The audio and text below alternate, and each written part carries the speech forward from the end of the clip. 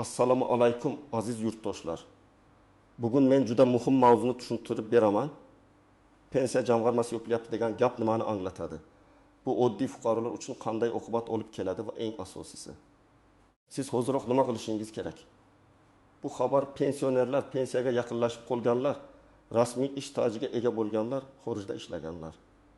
Nogironlik pensiyasi yoki boquvchisini yo'qotganlik pensiyasini olayotgan oilalar umuman olganda har birimizga tegishli. Men bugun vahma qilish uchun emas, aniq va tushunarli qilib yo'l ko'rsatish uchun gapiryapman.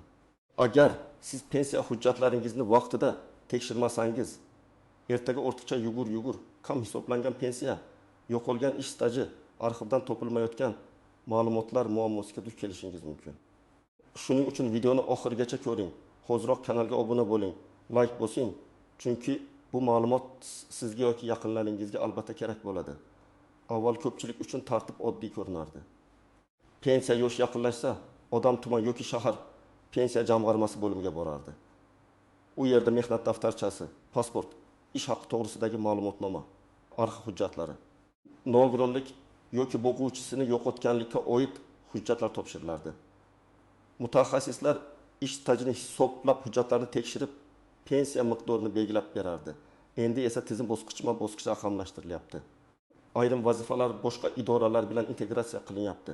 Davlat xizmatlari markazlari, elektron platformalar, My.Gov.uz, yagona ijtimoiy reyestr, soliq organlari bazasi, bandlik va ish haqi ma'lumotlari bilan ishlash kuchaymoqda. Pensiya jamg'armasi yopilyapti degan gapning asosiy ma'nosi shuki, avvalgidek alohida eshik, alohida idora, alohida qog'ozbozlik bilan ishlaydigan tizim qisqarishi yoki vazifalari boshqa tuzilmaga o'tishi mumkin. Lekin bu pensiya yo'q bo'ladi degani emas. Pensiya to'lovlari bekor qilinmaydi. Fuqaroning qonuniy huquqi saqlanadi. O'zgarayotgan narsa hujjat yuritish, hisob-kitob qilish, murojaat qilish tartibi va ma'lumotlarni tekshirish mexanizmi. Shu yerda eng katta muammo nimada? Muammo shundaki, eski davrda ishlagan ko'plab odamlarning ma'lumotlari elektron bazada to'liq emas. Kimdir 1995 yilda korxonada ishlagan, lekin korxona allaqachon yopilgan. Kimdir kolxozda ishlagan, keyin kolxoz shirkatga. Shirkat fermer xo'jaligiga aylangan, keyin hujjatlar arxivga topshirilmagan. Kimdir 2000 yillarda og'zaki kelishuv bilan ishlagan, lekin ish haqi rasmiy ko'rsatilmagan. Kimdir mehnat daftarchasini yo'qotgan. Kimdir ism familiyasi nikohdan keyin o'zgargan, lekin hujjatlarda farq bor. Bularning hammasi pensiya tayinlashda katta muammoga aylanadi. Men ekspert sifatida doim shuni aytaman. Pensiya masalasida eng xavfli narsa yoshga yetgandan keyin hujjat yig'ishni boshlash. Chunki siz 60 yoshga yoki 55 yoshga kelib, birdaniga mening 30 yillik stajim bor deb borsangiz, tizim sizdan buni tasdiqlovchi hujjat so'raydi. Agar elektron bazada ko'rinmasa, qog'oz hujjat kerak bo'ladi. Qog'oz hujjat bo'lmasa, arxiv kerak. Arxivda bo'lmasa, sud orqali isbotlashga to'g'ri kelishi mumkin. Bu esa vaqt, asab va ba'zan pul degani. Asosiy qism 1. Kimlar xavotir olish kerak? Kimlar nisbatan xotirjam bo'lishi mumkin? Birinchi navbatda 5 yoshdan oshgan erkaklar va 45 yoshdan oshgan ayollar hozirroq o'z ish stajini tekshirtirish kerak. Chunki pensiyaga oz vaqt qolgan bo'lsa, hujjatlardagi xatolarni to'g'rilash uchun vaqt kam bo'ladi. Masalan, siz 1998 yildan 1998 yilgacha zavodda ishlagansiz. Mehnat daftarchangizda yozuv bor, lekin murxira, korxona nomi o'zgargan, buyruq raqami ko'rinmaydi.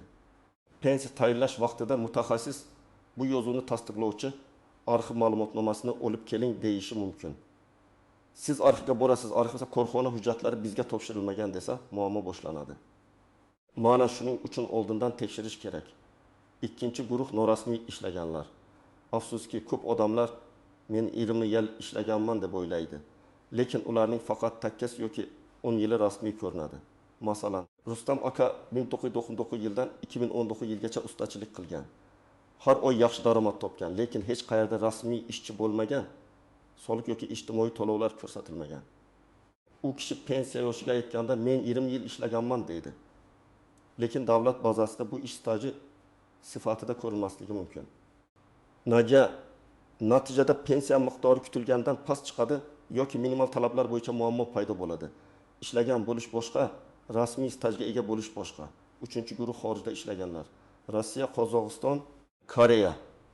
Turkiya yoki boshqa davlatlarda ishlagan yurtdoshlarimiz juda ko'p. Agar siz xorijda rasmiy ishlagan bo'lsangiz, mehnat shartnomasi, sug'urta badallari, ish haqi ma'lumotlari, ish beruvchi tasdiqlari bo'lishi kerak. Lekin men Moskvada 7 yil ishladim degan gapning o'zi pensiya staji bo'lib qolmaydi. Xalqaro kelishuvlar, davlatlararo tartiblar, hujjatlarning qonuniylashtirilishi, tarjima va tasdiqlash masalalari bor. Masalan, Dilbar opa 2010-yildan 2016 yilgacha Qozog'istonda tikuvchilik fabrikasida rasmiy ishlagan. Agar u yerda pensiya sug'urta to'lovlari qilingan bo'lsa va tegishli ma'lumotnoma olsa, ayrim hollarda bu davr hisobga olinishi mumkin. Lekin hujjatlar yo'q bo'lsa, keyin isbotlash ancha qiyinlashadi. 4-guruh ayollar, ayniqsa farzand parvarishi sabab ish faoliyatida tanaffus bo'lgan ayollar. Ko'p onalar men 3 ta farzand tarbiyaladim, uyda o'tirdim, keyin ishladim deydi. Qonunchilikda ayrim davrlar stajga qo'shilishi mumkin, lekin buning ham o'z shartlari, hujjatlari, chegaralari bor. Tug'ilganlik guvohnomalari, nikoh yoki ajrim hujjatlari. Familiya o'zgarishi bo'yicha ma'lumotlar, bolani parvarishlash ta'tillarini tasdiqlovchi buyruqlar kerak bo'lishi mumkin. Agar ayol bir korxonada ishlagan, keyin dekretga chiqqan, keyin qaytgan bo'lsa, bu davrlar to'g'ri rasmiylashtirilganmi? Albatta tekshirish kerak. 5-guruh nogironlik pensiyasi, o'quvchisini yo'qotganlik pensiyasi yoki ijtimoiy nafaqa olayotgan oilalar. Bu yerda ham tizim o'zgarishi sababli ma'lumotlar bazasidagi xatolar to'lovga ta'sir qilishi mumkin. Masalan, bola o'quvchisini yo'qotganlik pensiyasini oladi. Lekin ta'lim muassasasida o'qiyotgani haqidagi ma'lumot vaqtida kiritilmasa, to'lov to'xtab qolishi mumkin. Yoki nogironlik muddati uzaytirilgan, lekin elektron tizimga kech tushgan bo'lsa, odam 1-2 oy to'lovsiz qolib ketishi ehtimoli bor. Keyin qayta hisoblanadi, lekin odam o'sha paytda dori-darmon, oziq-ovqat, kommunal to'lovlarga pul topolmay qiynaladi. Kimlar nisbatan xotirjam bo'lishi mumkin? Agar siz so'nggi yillarda to'liq rasmiy ishlagan bo'lsangiz, ish beruvchingiz soliq va ish haqi hisobotlarini vaqtida topshirgan bo'lsa, mehnat daftarchangiz yoki elektron mehnat daftarchangiz tartibli bo'lsa, pasport ma'lumotlaringiz, STIR, JSHR, bank kartangiz, yashash manzilingiz to'g'ri bo'lsa, sizda xavf kamroq. Lekin men baribir umuman tekshirmasa ham bo'ladi demayman. Chunki eng intizomli odamning ham bazasida bitta harf xatosi, tug'ilgan sana farqi, ismdagi apostrof muammosi, eski ish joyi noto'g'ri ko'rsatilgan bo'lishi mumkin. Raqamli misol keltiraman. Tasavvur qiling. Karim aka 3 yil ishlagan deb o'ylaydi. Lekin tekshiruvda 1994-1998 yillar oralig'idagi 4 yil tasdiqlanmayapti. Shu 4 yil pensiya miqdoriga ta'sir qilishi mumkin. Agar o'rtacha oylik hisob-kitobida ham ayrim yillar tushib qolsa, pensiya kamroq chiqadi. Yoki Malika opa 25 yil ish stajiga ega, lekin 6 yil davomida ishlagan xususiy korxonasi o'z vaqtida hisobot topshirmagan. U korxona yopilgan. Endi Malika opa o'sha davrni isbotlash uchun arxiv, soliq, bankdan ish haqi tushumlari, sobiq rahbarning hujjatlari, sud orqali faktni aniqlash kabi yo'llarga murojaat qilishi mumkin. Bu ishni pensiya yoshiga 2 oy qolganda boshlasa, juda kech bo'lishi mumkin. Endi eng muhim nozik jihatlarga o'tamiz. Birinchi nozik jihat, mehnat daftarchasida yozuv borligi har doim ham yetarli bo'lmasligi mumkin.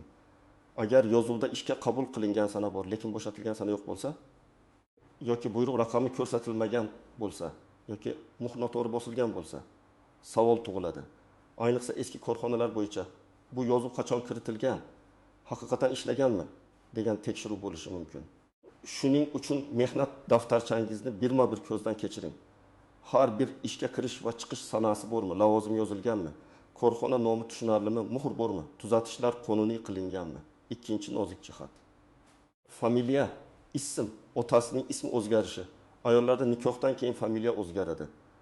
Ba'zan eski diplomda bir familiya, mehnat daftarchasida ikkinchi familiya, pasportda 3-ko'rinish bo'ladi. Masalan, Gulnora Tursunova eski hujjatda Gulnora Tursunova bo'lib yozilgan, yangi pasportda Gulnora Tursonova bo'lishi mumkin. Oddiy ko'ringan bitta harf farqi ham tizimda mos kelmaslik chiqaradi. Bunday vaziyatda nikoh guvohnomasi, ajrim guvohnomasi, ism, familiya o'zgargani haqidagi FHDYO ma'lumotnomasi kerak bo'ladi. 3-nozik jihat, ish haqi ma'lumotlari. Pensiya miqdorida ish staji bilan birga ish haqi ham muhim. Ko'p odamlar stajim bor, demak pensiyam yaxshi chiqadi deb o'ylaydi. lekin ish haqi rasmiy past ko'rsatilgan bo'lsa, pensiya ham shunga qarab hisoblanadi. Masalan, odam amalda oyga 5 million so'm olgan, lekin hujjatda 1 million 200 ming so'm ko'rsatilgan. Ertaga pensiya hisoblanganda tizim amalda olgan pulingizni emas, rasmiy ko'rsatilgan ma'lumotni ko'radi. Shuning uchun hozir ishlayotganlar uchun eng katta maslahat: maoshni konvertda olish kelajakdagi pensiyangizni kamaytiradi. Bugun qo'lga ko'proq pul olgandek bo'lasiz, lekin ertaga pensiyada yutqazasiz. 4-nozik jihat: yakka tartibdagi tadbirkorlar, o'zini o'zi band qilganlar, fermerlar va mavsumiy ishchilar. Bu toifadagi fuqarolar men ishlayapman-ku deb o'ylaydi. Lekin pensiya staji uchun tegishli to'lovlar, ro'yxatdan o'tish va hisobotlar muhim. Agar siz o'zini o'zi band qilgan bo'lsangiz, belgilangan tartibda ro'yxatdan o'tganmisiz, tegishli to'lovlarni qilganmisiz, davrlar bazada ko'rinyaptimi? Tekshiring. Agar siz fermer xo'jaligida ishlagan bo'lsangiz, mehnat shartnomangiz bormi? Buyruq bormi? Ish haqi rasmiy o'tganmi? Juda muhim. 5-nozik jihat: pensiya tayinlangandan keyin ham tekshirish mumkin. Ba'zi odamlar pensiyam chiqdi, bo'ldi endi deb qo'l siltaydi. Lekin agar keyinroq qo'shimcha stajni tasdiqlovchi hujjat topilsa, qayta hisob-kitob masalasi ko'tarilishi mumkin. Albatta, har bir holat qonunchilik va muddatlarga bog'liq, lekin imkoniyatni bilish kerak. Masalan, pensiyadan keyin eski korxona arxividan 5 yillik ish haqi ma'lumotnomasini topdi. Bu hujjat pensiya miqdorini oshirishga asos bo'lishi mumkin. Shuning uchun hujjatlarni tashlab yubormang. Endi kerak emas demang. 6-nozik jihat: to'lov to'xtab qolsa, darhol sababini aniqlash kerak. Bank kartaga pensiya tushmadi, demak davlat pensiyani bekor qildi degani emas. Sabablar turlicha bo'lishi mumkin.